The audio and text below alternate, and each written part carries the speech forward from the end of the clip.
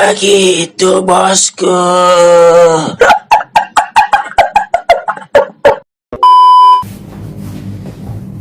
Oke bosku, kembali lagi di Honrap Horor Andi Arab. Bukan begitu bosku? Iya. Oke bosku, kali ini gue mendapatkan undangan silaturahmi dari teman gue. Dan alhamdulillah hari ini kita pengen bikin konten horor ya teh. Horor Oke, sih. yang pasti cerita mistisnya bikin lo bulu kide merinding. Dan siapkan kopi supaya lo nonton dari awal sampai akhir biar tahu gitu loh apa namanya final sinetron azabnya sedih apa menyenangkan. Happy Nah, Pak, ending. benar. Pada intinya sebelum kita memulai konten hari ini, ya kan, alangkah baiknya tak kenal maka tak sayang. Kita akan perkenalkan diri dulu kepada bintang tamu kita. Oke teh? Oke, boleh. Nah, apa nih manggilnya bosku ya? Sahabat Iya. bosku. Oke. Siap. Sahabat Andi Arab nih. Perkenalkan mungkin saya Ratna Juwita. Domisili, perlu nggak sih domisili di mana nih kita? Bintaro City. Kita lagi di Bintaro, nggak sengaja juga ya kita Betul. ketemu. Jadi kita sekalian silaturahmi dan ingin berbagi cerita. Nanti bisa ambil ya pengalaman dari Iya. saya, mungkin horor, mistis, dan itu di 2020 atau pokoknya zaman sekarang tuh ternyata itu masih ada, hal mistis itu masih ada dan saya mengalami itu. Oke, tanpa berlama-lama lagi, kita saksikan Honra Horor Andi Arab.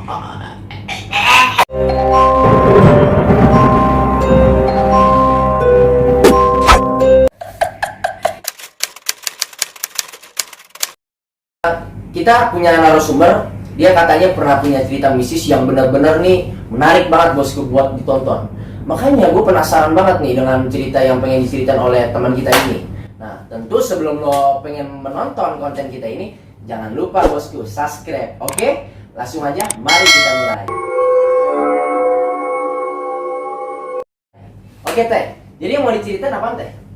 Jadi di tahun 2016 nih, awalnya 2016 itu posisinya saya tuh udah kerja, Iya. udah masuk dunia kerja dan ya yang namanya wanita remaja gitu ya kan mencari seseorang yang untuk dijadikan kita tuh imam lah gitu, kita tuh butuh imam, orang dewasa gitulah. Nah ternyata ya yang namanya kita mau ditemukan sama orang baik tuh nggak langsung ketemu orang baik kan, Allah tuh ngasih dulu orang yang tidak baik gitu. Tapi tanpa disadari ternyata orang itu tuh ada sesuatu dan lain halnya gitu. Nah jadi saya tuh ketemu orang itu tuh dari tahun 2016 ya biasalah kita menjalin hubungan.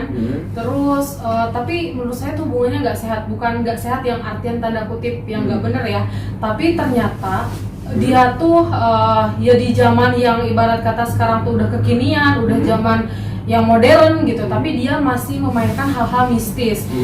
Yaitu dia tuh ya punya ya kalau kasarnya mungkin dukun gitu ya, ilmu hitamnya, dia tuh punyanya ilmu hitam.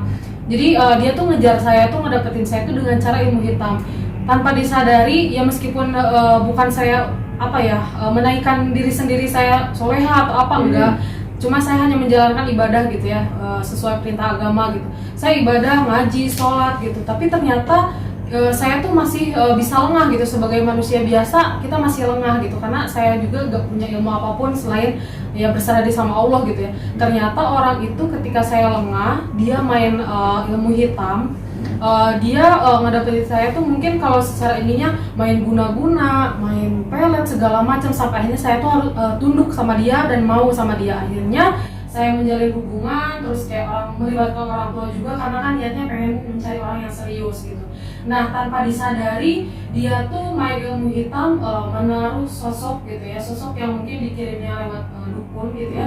Itu sesosoknya itu adalah laki-laki gitu di dalam diri saya tanpa ya, sehingga kenapa bisa tahu itu ada hal mistis atau ilmu hitam? Karena orang tua saya awalnya yang menyadarinya, karena saya pribadi itu tidak menyadari karena kesibukan bekerja gitu kan.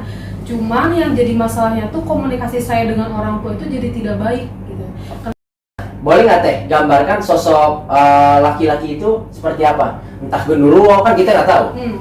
Oke, jadi si sosoknya itu ketika saya taunya ya, diperjelasnya itu ketika saya berobat gitu ya, saya di ruqyah segala macam, ternyata si sosok laki-laki itu adalah sosok yang tinggi, badannya hitam, ya merinding ya, saya langsung masih merinding karena saya pernah diperlihatkan gitu secara tidak langsung, dan dia tuh selalu ikut gitu.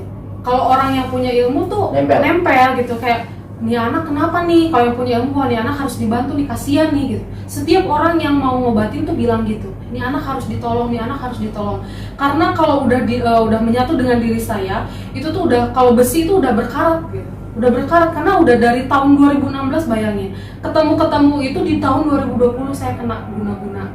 Dan itu tuh bukan hal yang sepele gitu. Ternyata itu tuh kalau saya tidak segera diselamatkan, mungkin saya udah tidak ada di sini. Pertama karena dia tuh ancamannya tuh ingin mengambil nyawa saya, nyawa orang tua saya dan adik saya. Jadi mengambil nyawa-nyawa orang-orang yang ada di sekitar saya, yang sayang sama saya dan sayang saya sayang sama dia gitu.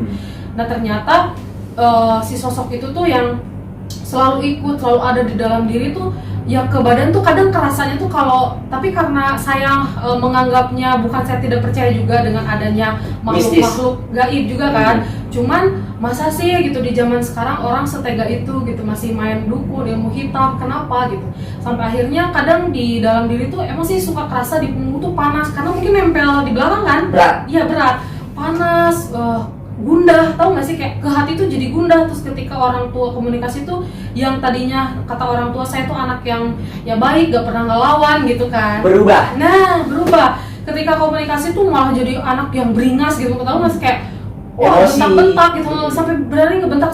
Tapi saya tuh gak sadar loh, ketika saya sembuh, ketika saya dengar cerita dari orang tua sosok saya yang seperti itu selama kurang lebih mungkin udah ada 2 tahun lah, hampir 3 tahun.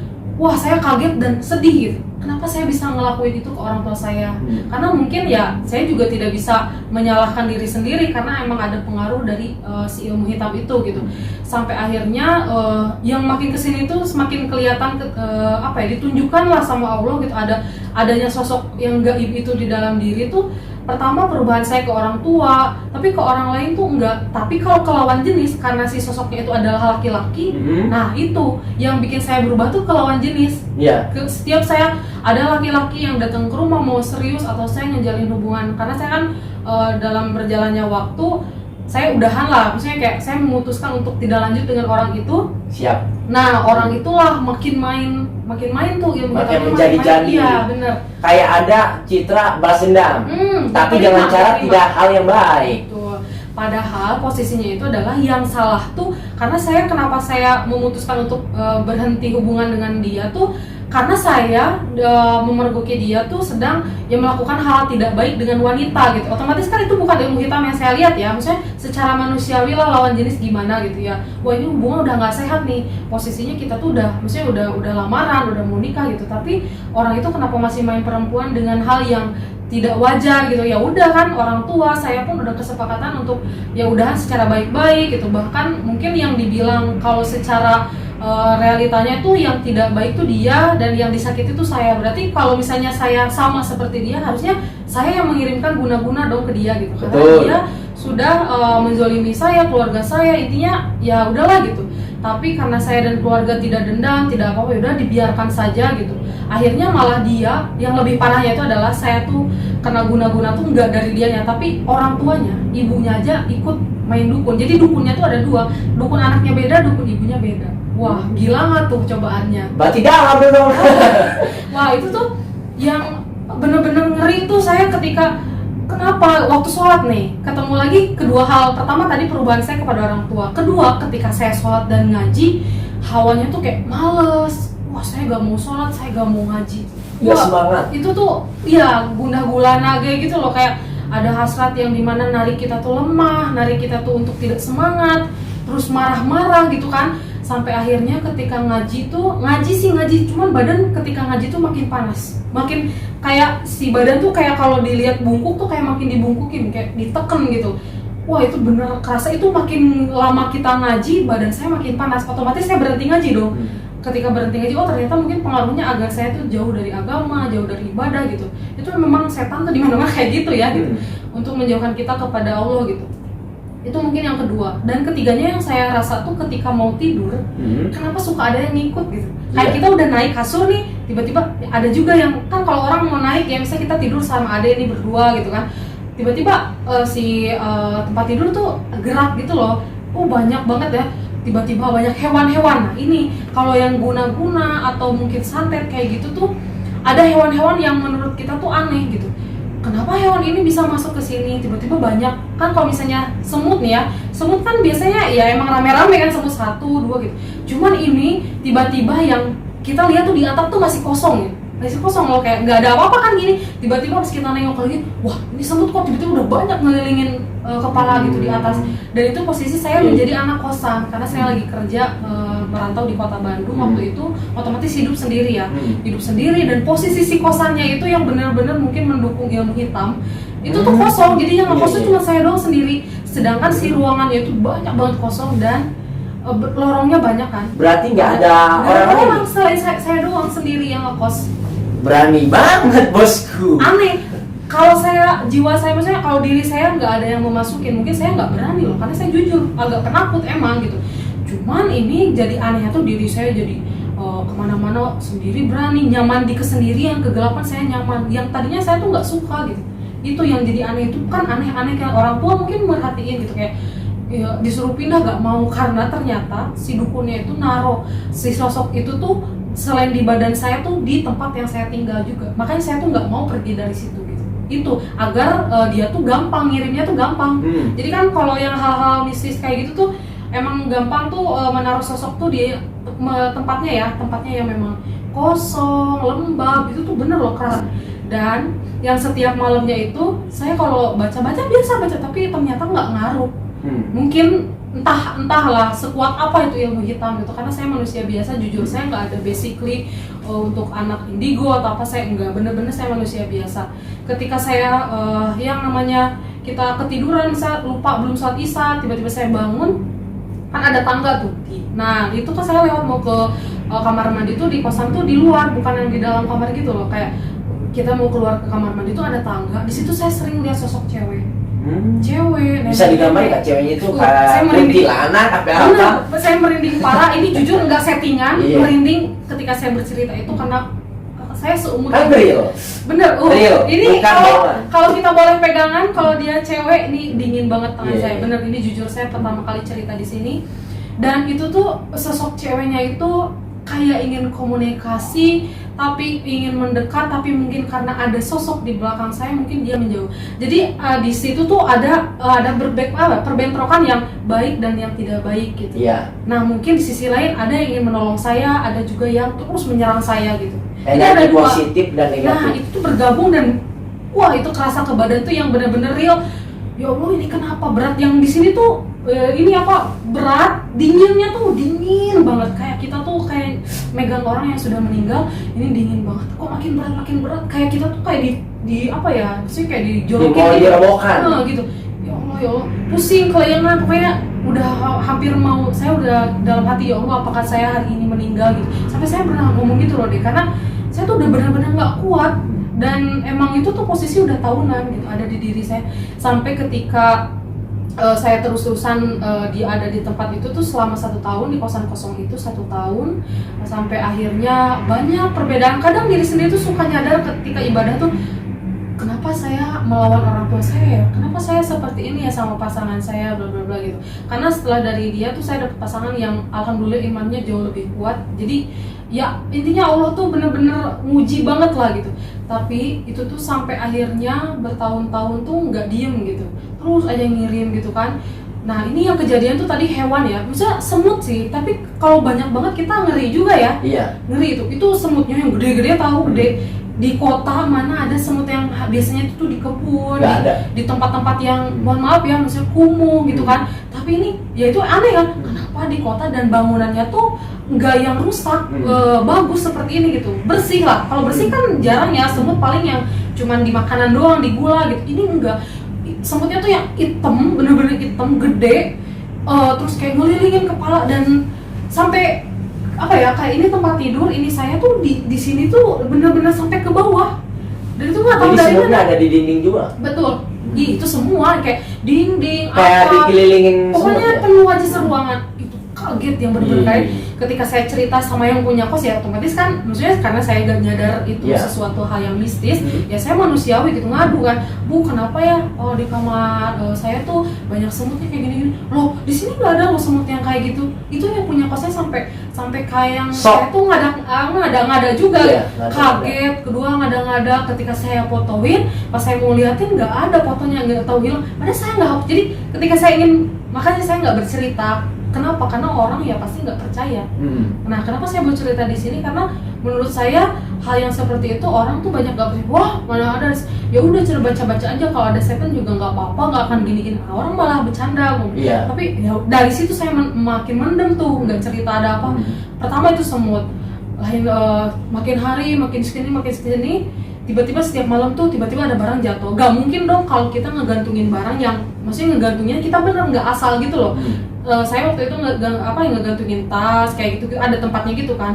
Itu kan kalau tas digantungin gitu nggak mungkin jatuh kecuali ditarik ya. Ketarik aja itu susah jatuh loh. Tapi itu bisa jatuh sendiri. Kak, gimana sih orang yang marah-marah jatuhin barang kayak kita marah pruk gitu ya. Kaget nggak? Kaget lah, orang saya sendirian waktu itu terus lampunya dimatiin, tiba-tiba barang itu pada jatuh sendiri. Terus kalau anak kos suka banyak kresek makanan gitu kan, karena saya mikir semutnya itu loh takut kena makanan, semua makanan saya bungkus pakai kresek. Nah si kresek itu tuh pada bunyi yang gimana sih kalau kita ngambil gitu kan, pokoknya aneh. Di situ yang kedua tuh barang tuh pada sering berjatuhan, kadang hilangnya tuh bukan hilang yang ketika kita mau pakai, saya inget loh nyimpen barang di sini, ya nggak sih, kayak kita tuh inget loh nyimpen jam tangan, misalnya nyimpen handphone di mana, tapi si barang kita tuh tiba-tiba pindah tempat dan itu tuh nyata gitu. Yang saya sering lihat di film-film horor gitu ya, di bioskop itu saya alamin sendiri dan memang dengan cara yang berbeda-beda gitu.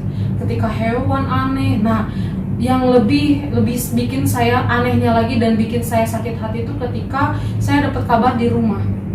Jadi waktu itu saya pulang nih dari Bandung, hati tuh pengen pulang, tapi masih ketika saya ada pengaruh hal-hal mistis dalam jiwa saya tuh masih kuat gitu, masih ada iman yang memang gak yang sepenuhnya dikuasain gitu. Makanya saya ada rasa yang wah ini ada apa nih, saya pengen mempertanyakan. Nah itu ada apa di diri saya. Benar, pertama itu aneh gitu, kok aneh sih badan saya tuh kok makin aneh ya kesini gitu. Pokoknya banyak mengalami hal yang di badan tuh banyak yang sakit kadang, terus kayak tiba-tiba mungkin kalau mau teman-teman lihat kayak apa ya di tangan saya tuh tiba-tiba berdarah gitu loh, dan itu tuh nyata gitu. Tapi nggak yang kotor seperti apa, tapi tiba-tiba luka aja gitu.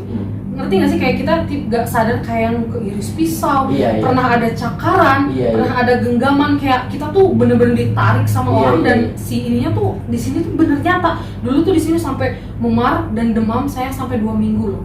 Mas, astagfirullahaladzim. Itu memar di tangan ini saya masih ingat. Dan saya tuh pernah diludahi sama orang itu ke mata saya. Bayangin diludahin. Itu hubungan nggak sehat, makanya saya berhenti dengan dia gitu. Dan lebih dari itu, ketika saya bangun tidur tangan udah memar, panas ini. Ketika didengerin ayat Al-Quran tuh ini makin panas, makin bengkak. Kan saya ke ustadz gitu ya, ngaji gitu. Kadang saya ikut kajian juga di Bandung. Saya otomatis saya nanya ini kenapa, karena kan pernah ditanya ini kenapa. Kalau orang yang mungkin tahu gitu ya, berilmu, wah ini mah disentuh dengan ya makhluk gaib gitu. Karena kayak ditarik itu bener-bener yang gimana sih, genggaman bekas orang narik gitu. Itu nyata di sini tangan kanan ini gitu. Itu yang makin kesini ya, terus kayak di punggung, kok ini makin hari makin gak semangat, sholat gak mau. Nah hati itu dalam hati kecil, ya Allah saya pengen sholat tapi gerak tubuh tuh nggak bisa loh sampai segitunya. Ngerti. Wah gila, itu saya merinding parah. Ya Allah ada apa ini, saya setiap sholat, setiap ngaji tuh saya selalu nangis sama Allah. Di dalam sujud saya tuh kayak, ya Allah tolong sembuhkan saya kalau emang ada hal-hal yang mungkin tidak baik, tolong. Intinya saya minta tolong sama Allah gitu. Tapi karena mungkin sudah terlalu lama ya, sudah bertahun-tahun ada dalam diri, makhluk itu tuh susah untuk pergi. Susah. Jadi orang tua saya tuh ya namanya orang tua pasti langsung ikhtiar lah, nyari tahu kan ini anak kenapa nih gitu, anak saya kenapa nih, nanya-nanya ke ustadz, ke orang yang bisa. Ternyata ketika di Terawang dari jarak jauh, karena saya setiap mau diajak ke hal-hal yang baik tuh saya tidak mau ikut. Jadi karena ketika saya mau ibarat kata diobatin tuh, si setannya itu yang makhluk nempel di saya tuh dia pasti tahu kalau dia tuh mau diusir dari diri saya gitu. Jadi kayak wah ini ya Allah masa saya ngalamin ini sih. Kadang dalam diri tuh saya sempat putus asa sampai ingin, wah hidup saya tuh kayaknya nggak guna lagi deh. Kayak nggak ada tujuan. Nah, bener, saya nggak guna lagi deh gitu. Kayaknya ya Allah apakah saya sembuh? Karena ada beberapa orang yang ngobatin tuh bilang, wah ini nggak bisa diobatin lagi katanya, ini udah mendarah daging nih gitu. Saya sampai sekarang selalu merinding gitu, ini mendarah daging nih gitu. Makhluknya karena sosoknya laki-laki, dia tuh jadi suka sama saya. Kalau mungkin kalau bahasa dinikahin gitu sama makhluk kayak gitu, nah didukuninnya tuh kayak gitu. Jadi si orang itu tuh minta ke dukunnya tuh untuk ngirim makhluk ke saya, dan si makhluknya itu sosoknya laki-laki, saya kan perempuan jadi lawan jenis gitu kan, agar si makhluknya itu adalah menyatu dengan diri saya dan dia tuh nggak mau lepas. Ibarat kata dia tuh pengen nikahin saya gitu. Saya tahu teh. Ngunduh mantu. Apa tuh? Itu bahasa Jawa. Oh, oke. Maksudnya nikah dalam bahasa Jawa. Nah, itu kayak gitu kan. Terus seiring perjalannya waktu saya selalu minum, dikasih air kan, kalau belum dikasih air. Tapi saya bukan menyepelekan ilmu ya, orang lain enggak. Tapi memang nggak ada pengaruh sama sekali. Sampai akhirnya orang tua saya berjuang, sampai mama saya ngebatin lah, bisa dibilang jujur ngebatin. Orang tua saya ngebatin karena ini anak karena orang tua saya udah mulai tahu di diri saya tuh ada yang tidak benar gitu, ada sosok yang memang gaib. Dan ketika saya pulang jam 8:30 malam, saya sama adik saya yang laki-laki masih kecil, kita sholat berjamaah, kita sholat isya berjamaah. Wah saya ini masih merinding parah. Nah ketika di sholat rakaat ketiga, saya ngedenger ada orang sosoknya laki-laki, suara laki-laki memanggil nama adik saya, Dek, dan suaranya itu yang gimana sih kalau kita nonton horor yang manggilnya itu tuh real. Itu pertama seumur hidup saya ngedengar sosok, dan saya nggak pernah ngelihat, nggak pernah mendengar apapun ya, kecuali yang kayak gerak-gerak barang ya udahlah suka diacuhkan gitu. Pernah yang lagi nonton TV channelnya pindah-pindah sendiri, itu pernah. Cuma pernah saya juga? Iya pernah. Cuma saya yang nggak terlalu mungkin error yang kayak selalu positive thinking gitu loh, kayak ya udahlah itu mungkin rusak kali ya TV-nya. Kita selalu berpikir positif gitu. Tapi ketika di situ, ketika saya udah mengalami hal-hal aneh di Bandung gitu ya, ketika lagi sholat ada yang manggil adik saya 3 kali sampai 5 kali, Dek gitu kan. Terus saya bilang pas habis sholat, Dek kamu denger nggak ada yang manggil adek gitu. Adik saya bilang emang masih kecil juga, dia cuma bilang enggak, adek nggak denger apa-apa. Dari situ saya kaget gak bisa tidur. Dan pas jam 12 malam adik saya muntah panas, muntah sampai berdarah. Itu tuh nyata ya, kita positif berdarah. Benar. Ya salah. Benar. Itu ada yang masih kecil loh. Yang maksudnya yang ya ke bawah-bawah lah ujungnya. Mungkin emang efek dari saya sedih banget lah pokoknya. Jadi korbannya kan keluarga, itu nyata gitu. Ya maksudnya adik saya tuh nggak ada riwayat, alhamdulillah ya, amit-amit gitu, nggak ada penyakit, nggak lagi sakit radang. Mungkin kalau radang tenggorokan kita bisa positif ya, mungkin luka tenggorokannya mungkin karena sering batuk atau apa gitu ya, penyakit. Tapi adik saya lagi sehat walafiat, dan orang tua saya kaget kenapa ini bisa muntah-muntah ya, dan kenapa jamnya harus tepat jam 12 malam gitu. Itu pertama itu. Jadi tanda tanya ya? Iyalah, orang anak lagi baik-baik aja kan, kecuali dia lagi radang tenggorokan, mungkin kita bisa pikir wah mungkin tenggorokannya terluka, kan bisa ya batuk berdarah atau ada penyakit apa gitu kan, TBC atau apa gitu, pokoknya ada penyakit atau apa. Ternyata enggak ya, kita kan sebagai umat muslim kita bertanyalah sama orang yang punya berilmu gitu. Di sini ternyata benar, oh ini ketempelan ini nih gitu, sosok nih gitu di rumah gitu. Wah kita kaget dong semua keluarga, kenapa bisa kayak gini gitu. Ya emang mungkin dulunya juga ya orang tua juga ngalamin itu, cuman posisinya sekarang di anaknya gitu. Kalau dulu mungkin karena persaingan bisnis tuh ternyata dari dulu loh. Dari dulu tuh persaingan bisnis juga ya, mungkin kalau zaman dulu ya orang tua juga masih memaklum ya, karena lagi zamannya mungkin banyak orang yang berdukun, banyak orang yang main curang, ilmu hitam segala. Cuman yang lebih heran itu di zaman saya gitu, di zaman yang anaknya mungkin ya hidup sekarang di zaman modern gitu ya. Oke lah kita dari situ waspada lah gitu. Udah aneh-aneh, kita mulai waspada nih, udah tahu nih gejalanya apa. Nah, saya masih di rumah posisinya besoknya karena saya masih libur. Itu kan malamnya nih, besoknya maghrib